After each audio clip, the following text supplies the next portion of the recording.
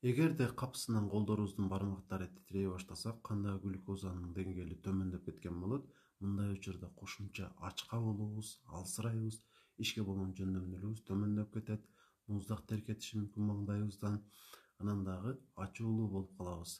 Жана ушундай учурда алдыбызда эмне турса, ошону жей калганы шашылышыбыз керек.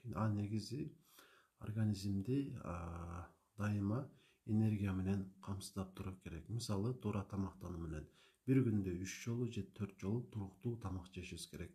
Анан ачкалыкты күтүп отуруштун кереги жок. Анткени организм энергияга муктаж болгонун бизге дайыма эле ачкалык менен билдире бербейт. Ушундай белги менен деле билдирип коюшу мүмкүн. Ошол себептүү орозодон сырткаркы убактарда сөзсүз түрдө туура тамактанып, ал эмнеге муктаж болсо ошонун баарын берип туруш керек. Анан эгерде кыймыл аракет көп болчу күнүбүз бар болсо, ал күндөрү көбүрөөк жейли. Анан тескерисинче кыймыл аракет аз болчу күн болсо, анда мүмкүн болушунча азыраак жеген аракет кылайлы. Бирок баары бир 3 жолу же 4 жолу дасторконго олтурган максатка ылайыктуу болот.